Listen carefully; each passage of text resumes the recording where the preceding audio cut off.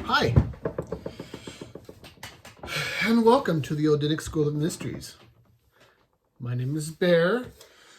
Thank you so much for joining me today. I'm really grateful that you've taken the time to listen. This is Q&A. I haven't done a Q&A in a long time, and I thought, well, maybe it'd be a good time to do one. We have about 7 questions. And I'm pretty sure I've had some problems in the past where someone has posted something and when I go to click on it to respond, it disappears. So if for whatever reason it's not your question or comment is showing up on here, that might be the reason why. I don't know why it does that or why it chooses to do that to some folks.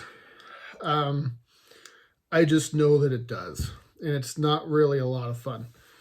But with that said, I think we should do a toast to the gods.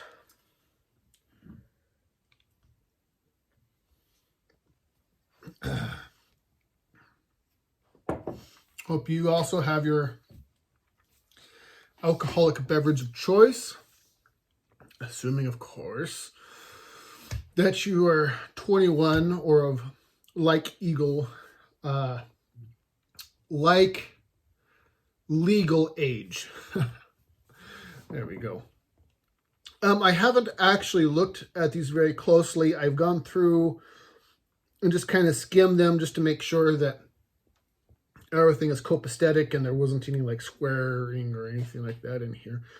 And it doesn't look like there is any of that. So I think we should go ahead and get started. If you have, of course, if you want to get a hold of me for any reason or you want to ask me more a private question, you can always email me. My email is in the About section of the YouTube channel. If that is something you want to do, of course, you can always leave a comment. And the channel is still small enough now that I can still respond to a lot of those. And so that's of course a bonus. And of course, like, share, subscribe.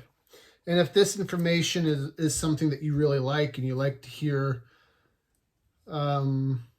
people talk about the more esoteric side of the Norse mythology and mystery school stuff in general, share it to some of your other pagan heathen friends.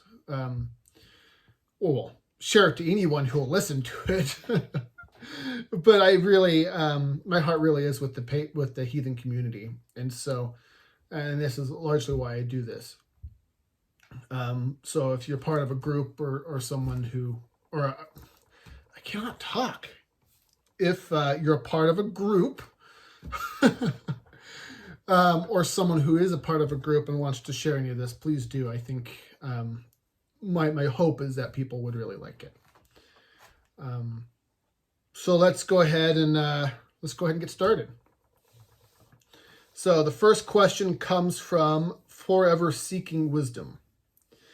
And this individual says, why are some gods like Osiris called the Black God?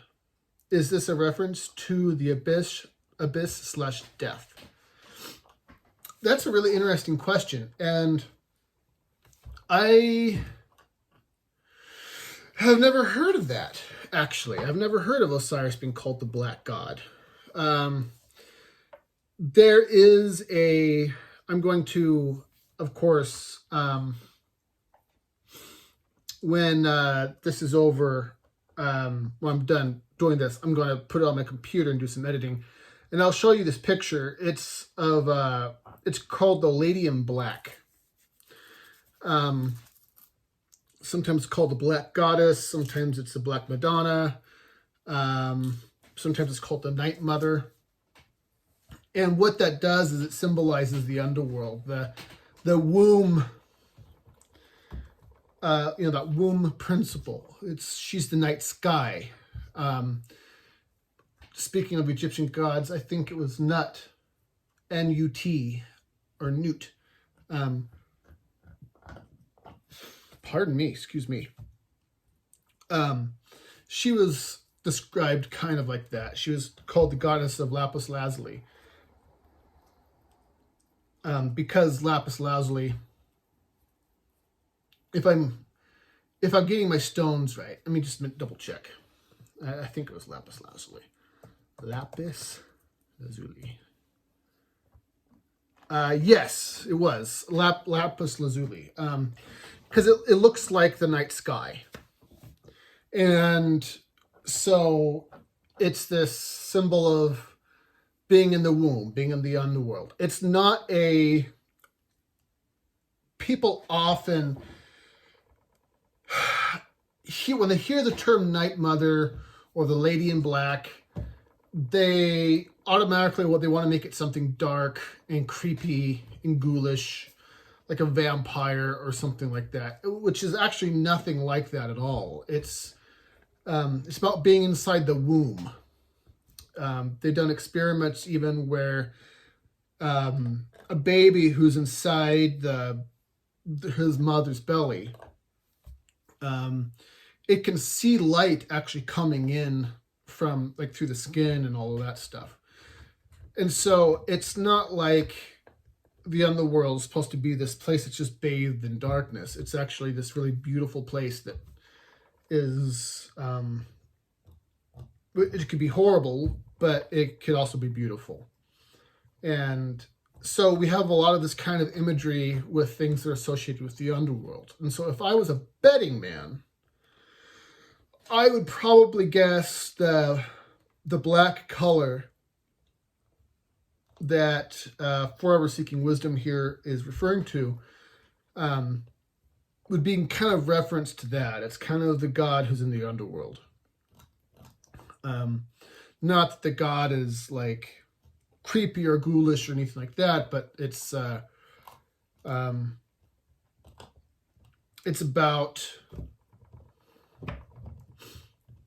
being in the underworld. So I hope that answers that question. It's a good question. Like I said, I've never heard of Osiris being called the Black God before, and I would make a guess that that's what it means. I don't know that for certain, but that would be my guess. Tobias Allen asks, could you explain what the ship of Untrimmed Fingernails is all about? So, I can never pronounce these names right. The ship of Untrimmed Fingernails is called Nagelflare. Nagelflare? I don't know. I can't. I'm just a, I'm just a white guy. I can't pronounce any of these words without sounding ridiculous. But the way the story goes is that there's a ship that's built from the toenails and fingernails of the dead, and that the forces of chaos will use that ship to ferry their minions to the battlefield at Ragnarok. I feel really bad. I don't know that I have a good answer for this. I don't know specifically what it means. I think a good guess would be just it's like a symbol of horror and of rot. Fingernails are made out of skin, out of cells that are dead. They're made of dead cells, just like your hair is. That's what your hair actually does, is it's actually dead cell material. So I think it's just kind of a ghoulish portrayal of what, the forces of chaos and stuff. But I don't, honestly, Tobias, I don't know if I have a good answer for that. I'm really sorry. I wish I could do better. Soulfly asks, what did you learn from 2020? Wow, that's a good question. What did I learn from 2020?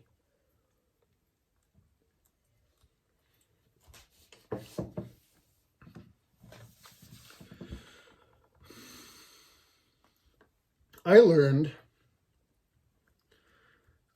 a few things.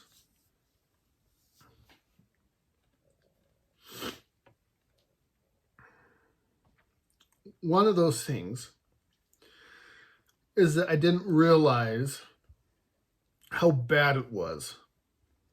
How bad people were so easily and readily willing to be manipulated.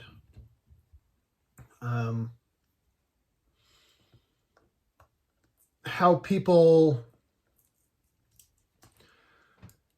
don't stop and ask critical questions or look things up on their own.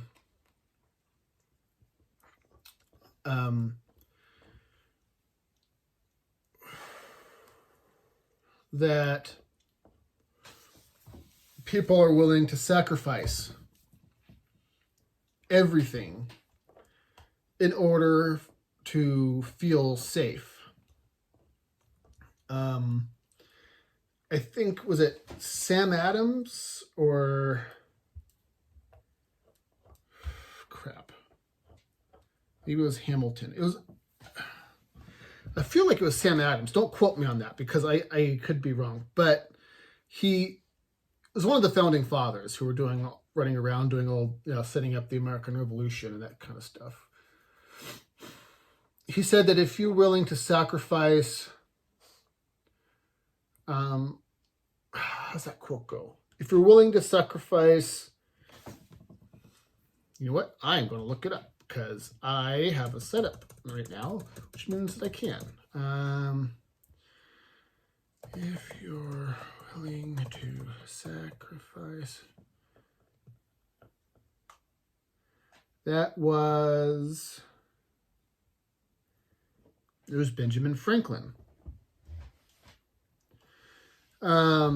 It was Benjamin Franklin who said it. And the quote goes, any society that would give up a little liberty to gain a little security will deserve neither and lose both. So I'm going to say this again. Well, actually, they have this is a Google for you. They have several versions of this same quote. So the other version of the same quote, which basically says the same thing, is they say, those who can give up essential liberty to obtain a little temporary safety deserve neither liberty nor safety. So it's the same thing, but apparently they're not people have mixed feelings about the way it actually says. That's what I found out. That was one of my big takeaways, is that the things that should have been easy for us to rally around turn into political bats on both sides of the aisle. Things that are nonsense or taken out of proportion, and how willingly people were to just give up all their freedoms in exchange for comfort and safety. It is pretty incredible. I knew that man was in a pretty bad state, but looking at that was pretty spectacular. They just completely throw up their hands and say, we'll do whatever you want, so long as we get to be safe. And I don't want to say the word out loud because it'll trigger YouTube's algorithm, But the big bad that's ravaging the country right now, I mean, I don't know if it still is, but for most of the year wasn't even in the top 10 mortality, things that cause mortality. I think heart disease was still like number 1 or something like that. It was below car accidents and smoking and cancer and all of that kind of stuff. And so it's just, that's kind of what I learned, is that, and I'm not even making an argument that it is real or it's not real. I think at this point it doesn't matter whether it's real or fake or engineered or not. I just, you just notice things, and it doesn't make a lot of sense. And people don't put 2 and 2 together. They can't see patterns. They don't, they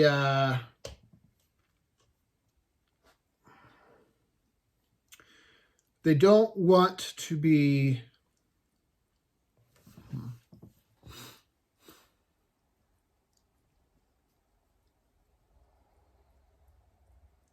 I don't know how to say it.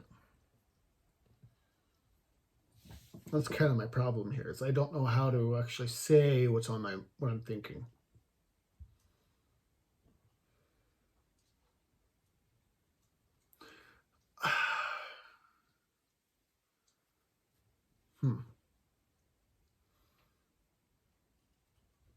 They aren't interested in truth. They're interested in appearing to be righteous. That's what I'm thinking. People aren't in the truth business. They're in the righteousness business. They want to stand on their little tiny, they want to be little tiny kings on little tiny hills and shout out, look how righteous I am. Look how good I am. It's like, look how not racist I am. Look at me, everybody. Look at me. And it's like, I didn't realize just how bad it had gotten, how far down the tubes everyone had gone. And that's the part that is really frustrating. And that was really sad. And watching the media, again, I'm not even going to argue whether or not the virus is real or not, right? That's not what I'm arguing. For all I know, it is a real virus and it's floating out there somewhere. I just don't know.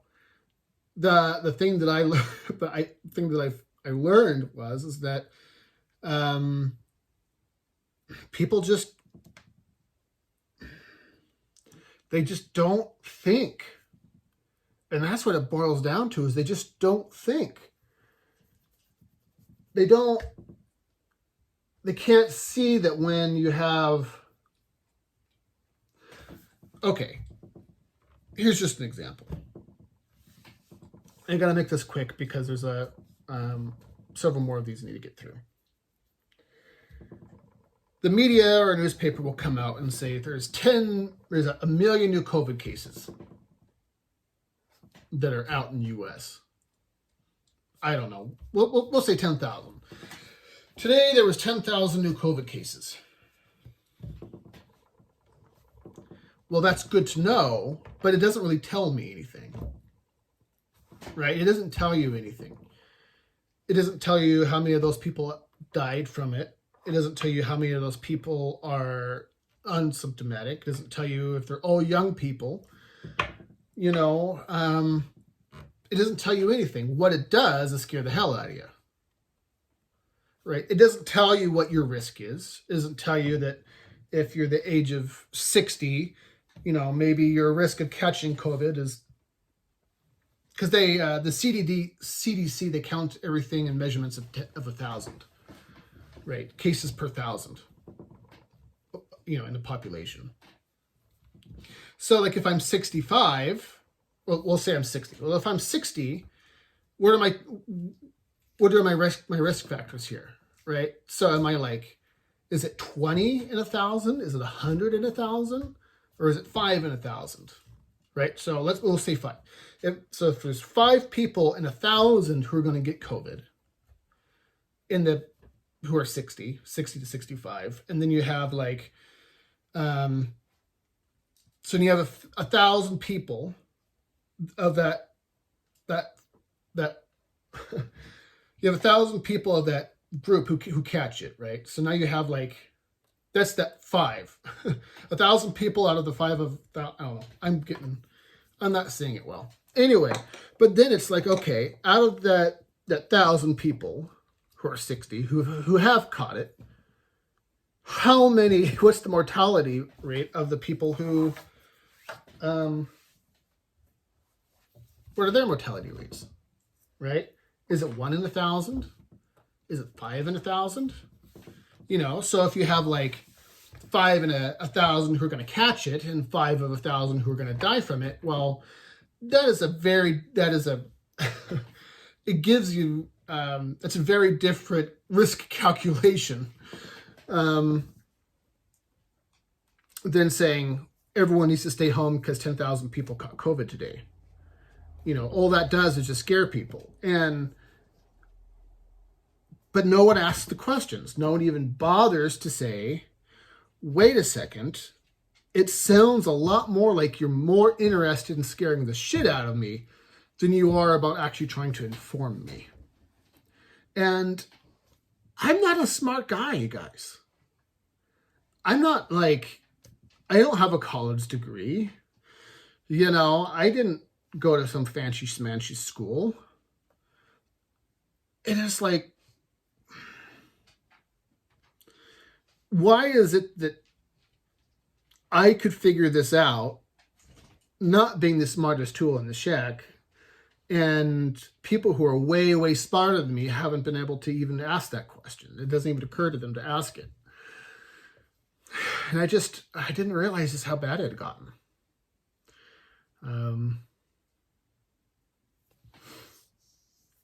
So that was probably the answer to that question, is just that people were so willing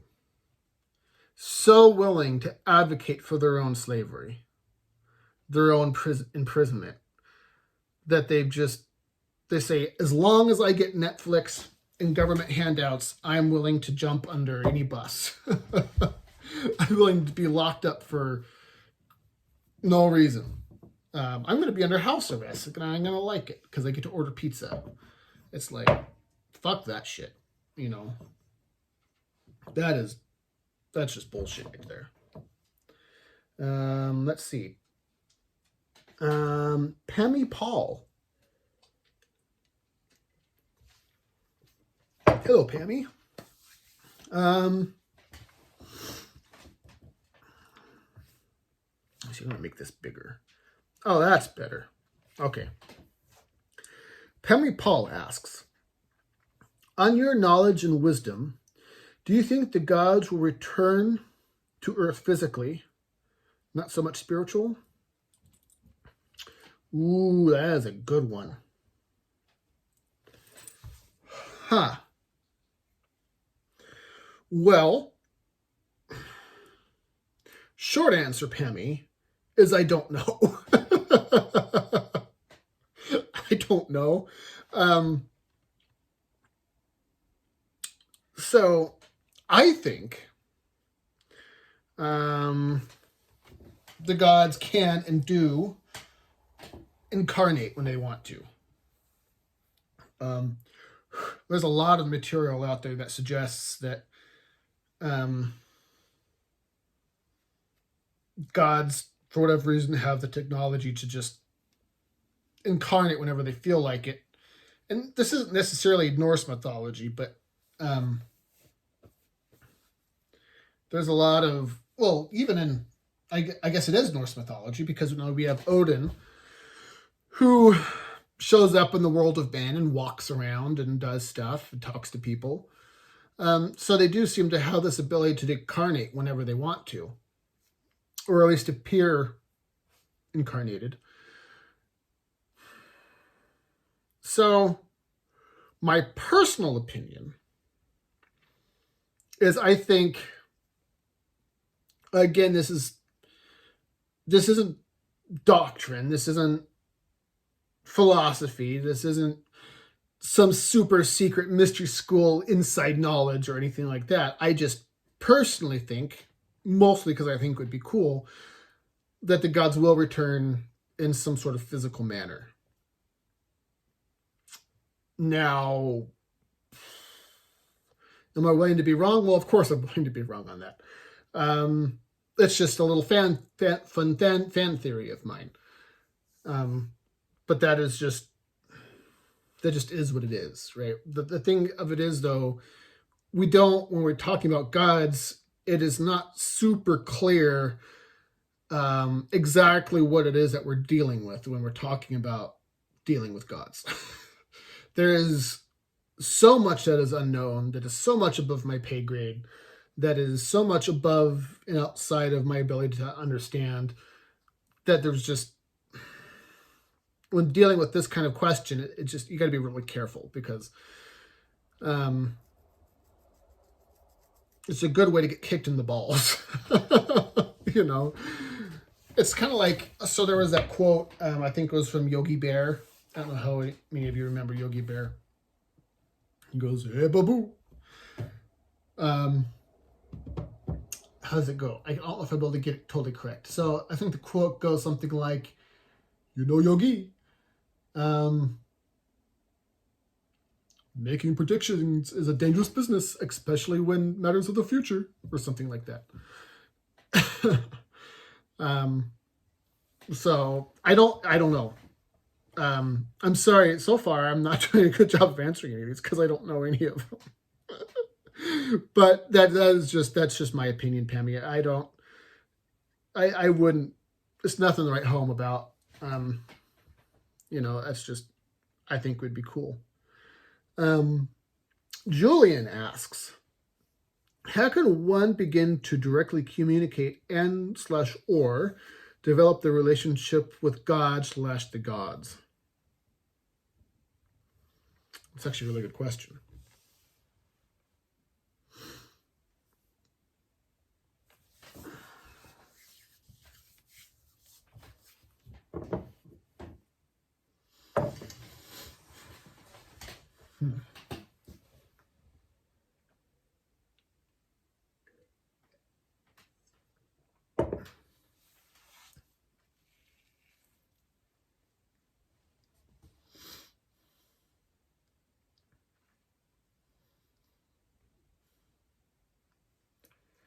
So there's different schools of thought on this. And depending on who you talk to, they're probably going to have a different opinion. I'm of the opinion that gods are knowable, that it is possible to have a personal relationship with them and develop a good relationship with the gods.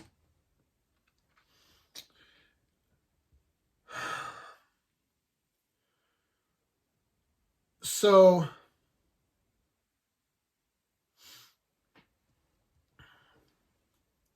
and there's two ways. Well, there's a lot of ways. So there is what you might call the more formal relationship. So there's a formal relationship and there's a less formal relationship. Let's put it this way.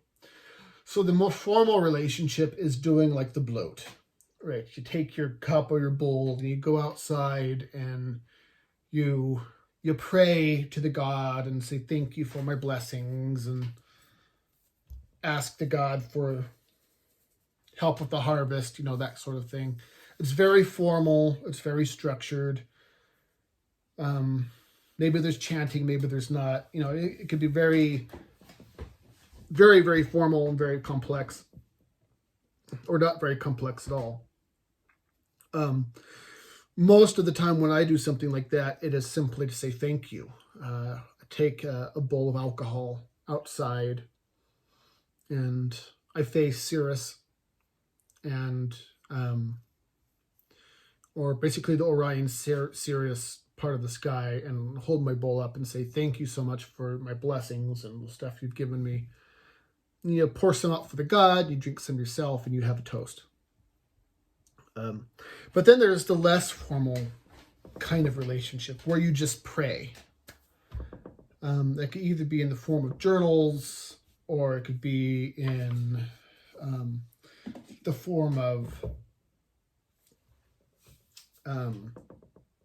talking out loud. I'm a big fan of talking out loud. It makes a lot of people feel silly. I don't care.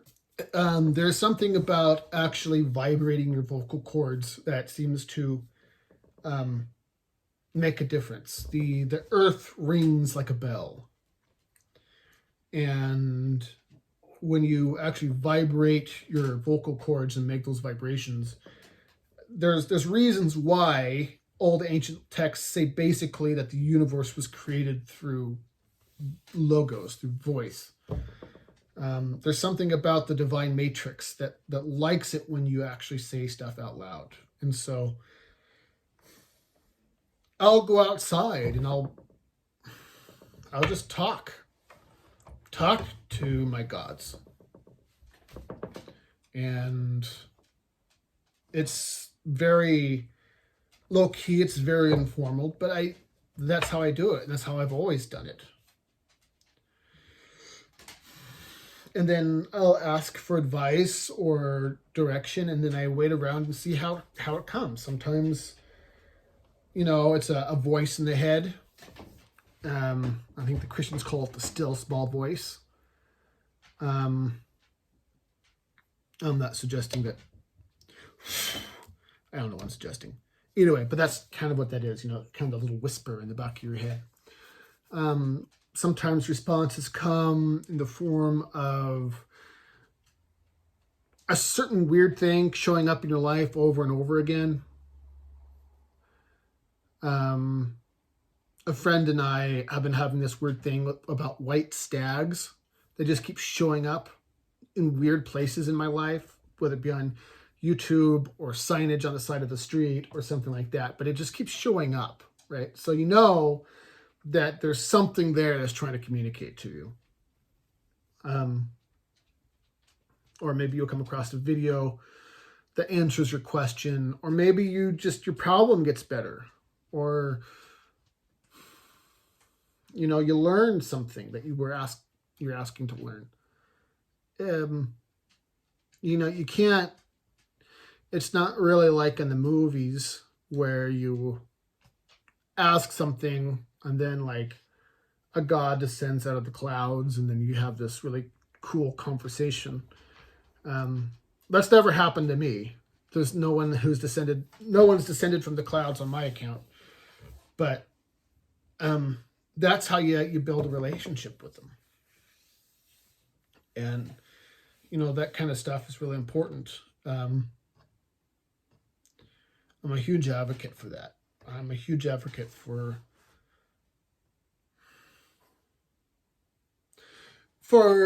following things that are spiritually superior. And really loving the things that you love. And I've fallen in love with the gods. Starting off life, I grew up Christian. I never would have thought of myself as a Norse pagan. Certainly never would have thought of myself as getting into the occult in any real way, in esotericism. But here I am, and so this is what we're doing now. And I'm eternally grateful that whatever that supreme force is in the universe led me to the gods and led me to a place where I've really sold myself out to that whole, really given my life over fully to that part of my life, to the gods and to this work. And this is what I do. This is what I do. I don't, I'm writing and I'm doing YouTube and I teach. I have students, and it's just one of those things. I'm really glad that I was able to do this, and that God's brought me here. And if I didn't have a personal relationship with them, I probably wouldn't have done it, because this is a lot of work. Writing is a ton of work. And you have to get up every day and you write your pages every day. And I wouldn't have done that if I didn't love the gods, or I didn't love the philosophy and the mysteries. So it's just one of those things that if you find something that brings you joy, and if the gods bring you joy, that's a wonderful thing. Alex asks, what New Age practices / beliefs make you shake your head the most? Oh, God. Oh, dear. What New Age practices / beliefs make you shake your head the most? I have a lot to say about the New Age movement. A lot to say indeed. I cannot stand when people, they want to be spiritual, but they don't want any personal accountability, which is what I see the New Age movement is, basically. It's basically people who've decided that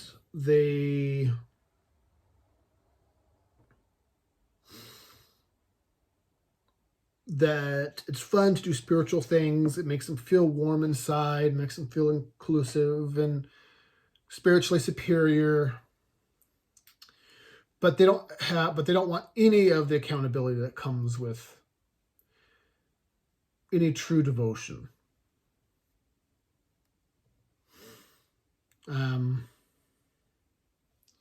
They'll go see some guru talk about yoga or something for a weekend, and some weekend retreat, and they come back and they feel good, but nothing has really changed. They have no accountability to anybody. They just go on saying things that sound spiritual but are really vapid and full of hot air, nothing more.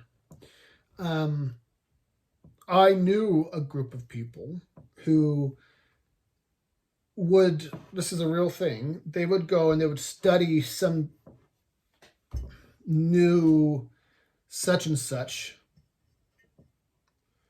Reiki,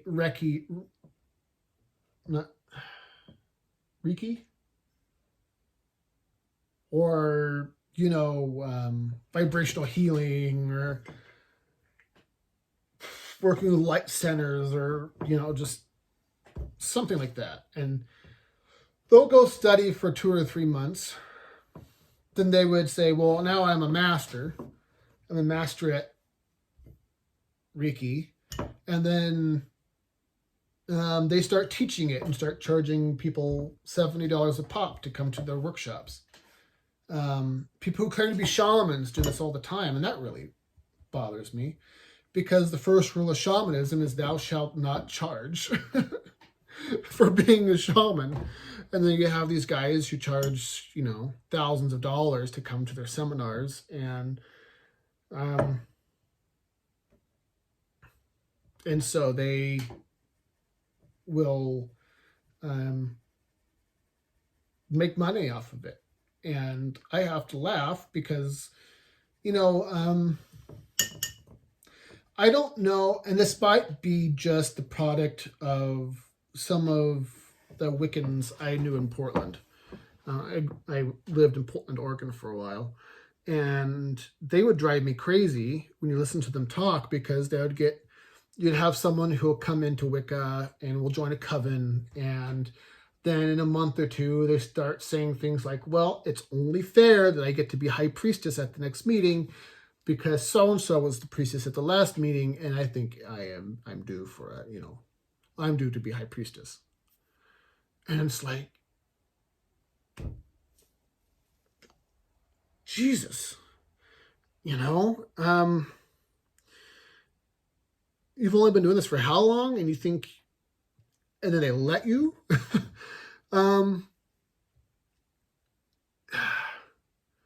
There's none of this accountability. There's none of this things where they say you have to earn your place here.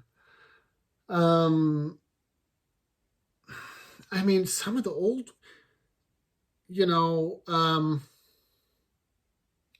the old schools, man, like to become a druid, I think, what was it, like 15 or 20 years you had to study under a druid, to study druidry before you got to actually be a druid, before you actually got to be called a druid, like something like 20 years. You had to study for almost 30 or 40 years in some places to be even considered knowledgeable. In some of these old practices. Pythagoras, you had to take a vow of silence for 5 years before he would consider you for his school. These guys were no joke, the things that they made you do. And you had to really work at it. And you had to work at it and work at it and work at it. And nowadays, you get these folks who are just like, oh, well, it's only fair that I get to be high priestess. And it's like, you guys are just... So, my opinion is, and again, this might be just the folks I knew in Portland, because I don't know every Wicca that ever lived. But the opinion I've been left with until I've seen something better is that most of these folks in the New Age movement are basically just LARPing. And for those of you who don't know, LARPing is an acronym for live action role playing. It's like playing D&D, but more real life. And it's just really frustrating for those of us who've had to do the work. I have students right now who have literally put in thousands of hours of study. At least 1,000 hours. More likely it's more than that. Of dedicated study time. And so you have these people, like my student, who spend all this time, all this effort to get to where they are, and then you have some jack off somewhere who is saying, well, I read a few books and attended a seminar, and so now I'm proficient in such and such practice, and now I teach workshops. And it's like, you got to be kidding me. You will never find me charging money for any of this. I will never, ever, ever, ever, ever, ever, ever charge money for anything that I produce. Won't happen. Patreon has this tier system, right? If you pay $5, you get this perk, and $10, you get this perk, and $20 get you this perk. And it's like, I did set up a Patreon in case, someone wanted to throw money in there, but there's absolutely nothing that I put behind a paywall. There will be nothing I put behind a paywall. It's just not going to happen. I'm not going to do it. I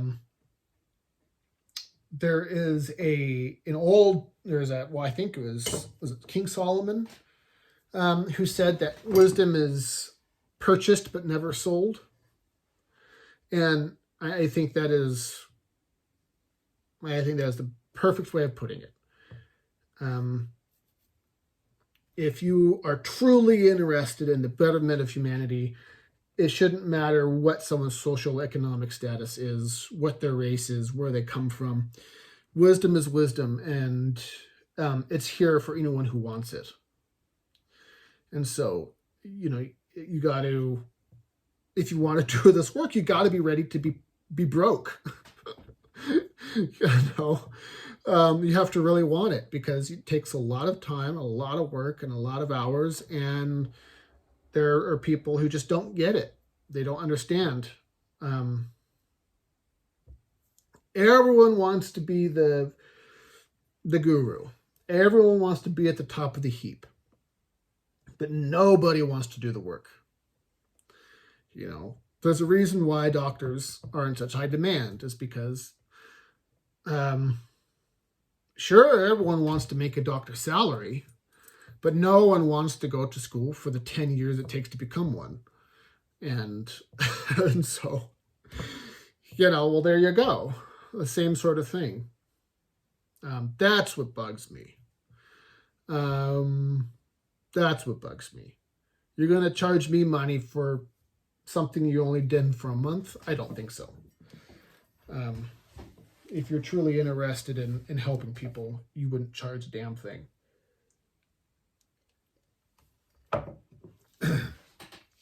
Anyway. I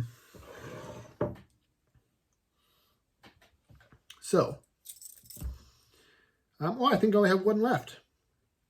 These are good questions, by the way, you guys. Thank you so much for those of you who posted and asked. But yeah, these are really good questions. So Rain Astor asks, when people are upset, you hear them blame God, arguably the Christian God, asking why he is cruel, why he doesn't help, why he is silent, etc. Why don't they tend to blame pagan gods? And who would get the blame if they did? Oh, that's an interesting question.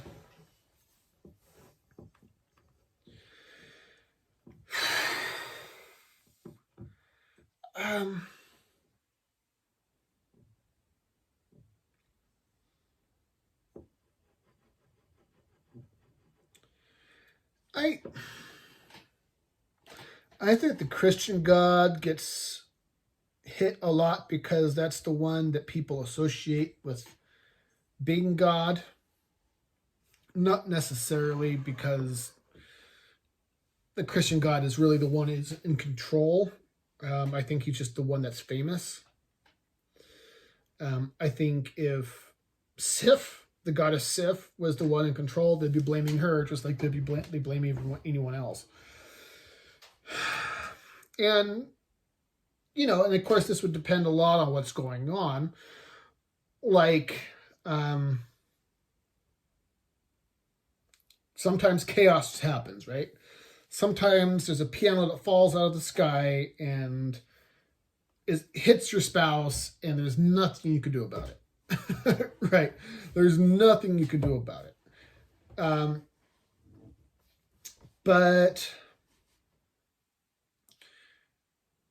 I think a lot of the problem is that people, they do not want to take self-responsibility for the things that they bring upon themselves.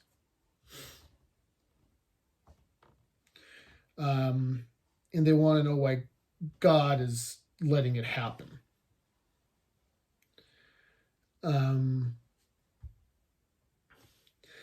But on the same token, I think that people, they don't understand what chaos is, what chaos is meant to do. And I think people, they think that life is supposed to be easy and comfortable. But life isn't, I don't think, meant to be easy or comfortable. I think life is purposely built so man has something to struggle against. He has a battle to fight. He has something to refine him. This is the principle behind the Sorcerer's Stone, by the way, or the elixir of life. It's that you have your Bunsen burner, right? And you have like the little plate that sits on top of it. And you have your brew, and you put it under heat, and it makes that heat hits the substance, and it starts to burn, and all the base material starts to slough off, and it turns into carbon, and it turns into all kinds of stuff. And so what you have left is the thing that you want, the gold nugget, that purity, the thing that shines like the sun.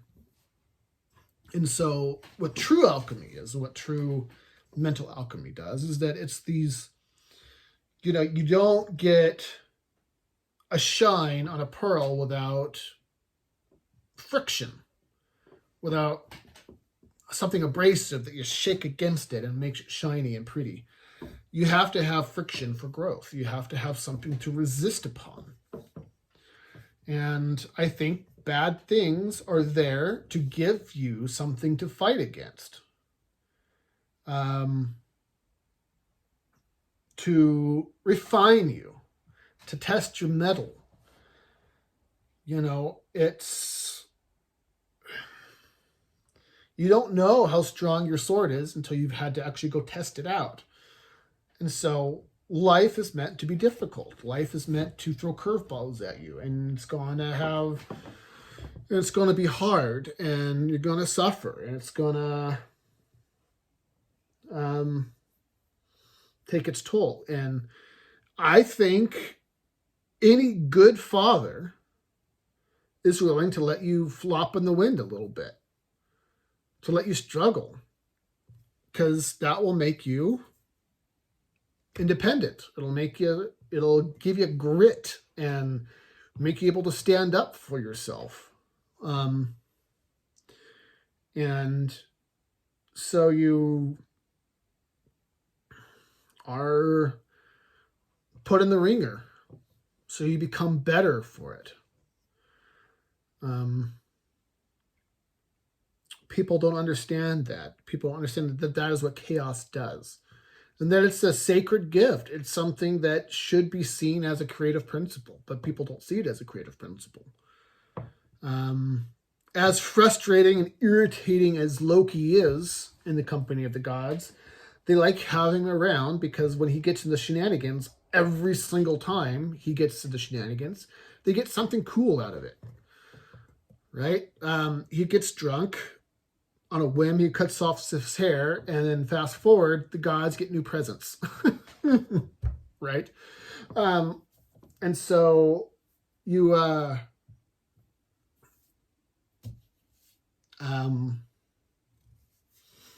I think we should be in the business of thanking the gods for our struggles, because it introduces us to our strengths.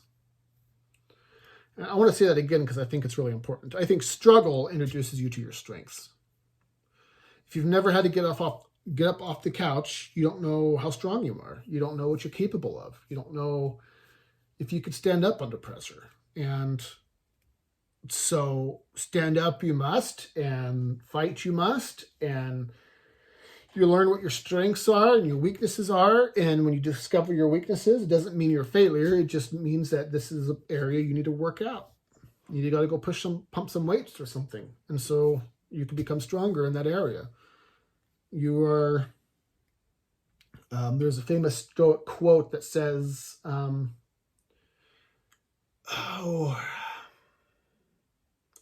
it's going to bug me.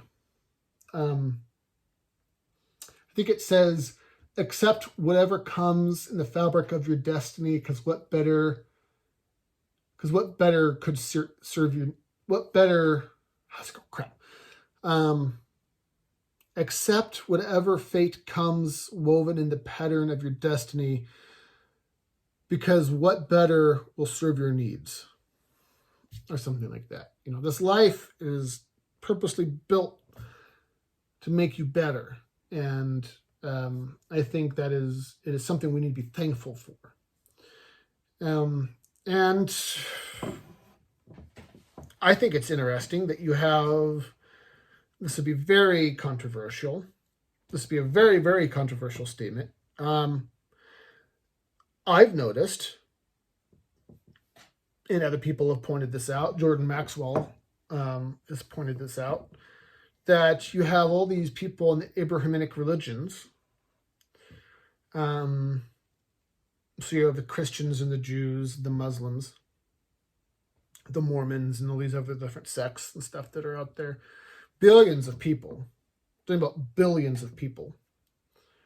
I think altogether, what is it? They represent like something like 5 billion altogether. Don't quote me on that, but it's something, it's a huge number. It was a billion with a B, I know that much. They pray and they pray and they pray to their God. And the world keeps getting worse and worse and worse.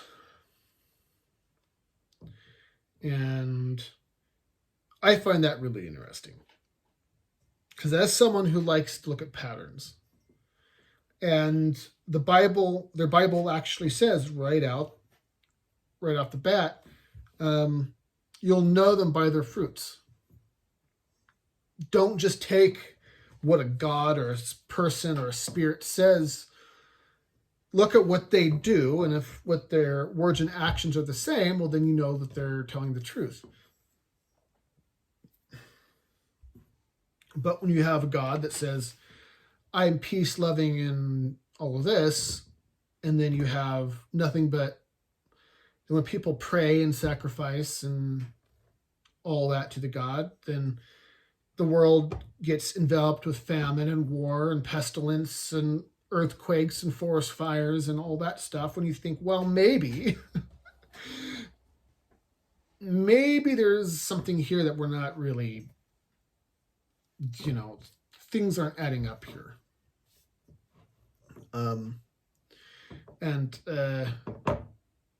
Unfortunately, people don't notice that. I know it's a very controversial statement, and I apologize, but the Gnostics, I don't know how familiar you folks are with the Gnostic worldview. The Gnostics believed that the mainstream Christian God was actually the devil. It's partly why they got extinguished by the Pope. They believed that the Pope was the devil's agent on earth, and that Christianity, as it was taught across the world, was the devil's religion, and that the devil came in and tricked all of humanity into believing that he was in fact the divine creator, and humanity bought it hook, line, and sinker, and the world has been plunged into chaos ever since. And people who come out and talk about that and say that kind of stuff out loud end up getting seriously hurt and killed in the most brutal of ways. Yay me. So, that's not to say, I'm a polytheist, but I do believe that there is one highest and most hidden All-Father out there, that there is something big, something that's bigger than even the gods themselves are aware of. It's something that's bigger than all of us. Whatever this God is, that is a pretender here on earth, I really don't think that is the real thing. I think it is something that's pretending to be the real thing. And I think, my personal opinion, again, to quote Yogi Bear, predicting the future is dangerous business, especially when it pertains to matters of the future. I'm going to skip the accent this time. Hey, boo-boo. I really think that the gods are coming back, and that very soon we're going to figure out who the true authorities in the universe are, and that there's going to be no more goofing off and playing around. I think things are going to change. Why do I think they're coming back? Well, almost every mythological culture that is polytheistic says that the gods are coming back.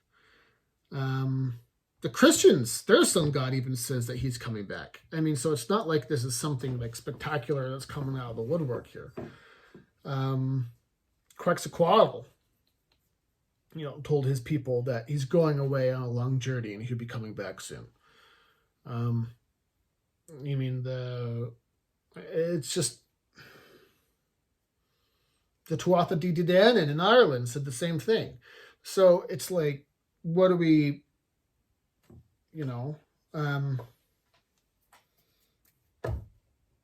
what are we doing? You got to be really careful about who you pray to, because just because they say they're good doesn't mean they are good. You got to look at what the God is actually doing and saying if it's, good or not. And this is a very good question. Thank you so much for asking. I don't think there was any more. I did notice I got some. I was super excited because I got, let's see here. Oh, there we go. I did get some unflattering comments, so I know them officially. I've officially made it as a YouTuber. I'm just gonna double check here, making sure that I.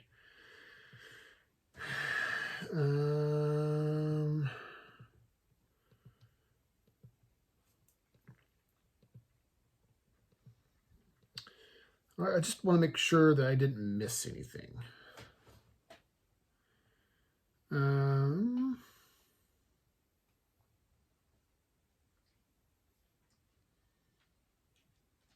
I think there was someone who was trying to advertise a porn site in Spanish. I don't know what that's about. It could be wrong. But yeah, I think I got everything. And I'm really sorry if I missed one of you. I don't know.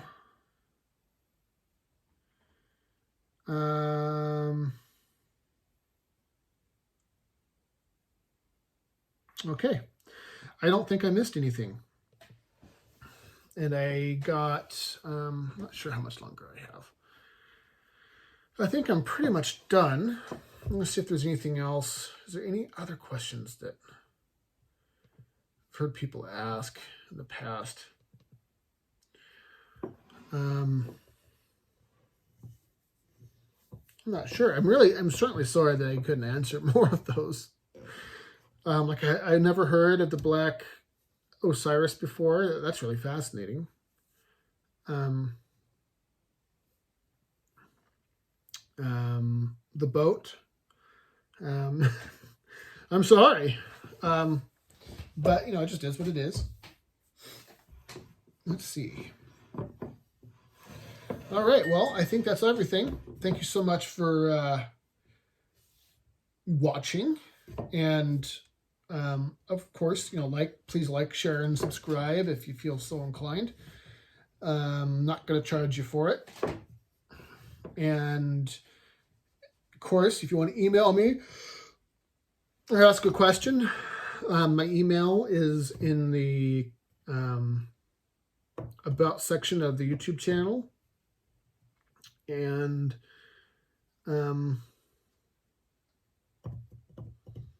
noobs, if you're out there, email me, man. If you want to chat, let's talk. And yeah. Well, I guess I'll talk to y'all later. All right. And a toast to you. Thanks for watching. Bye-bye.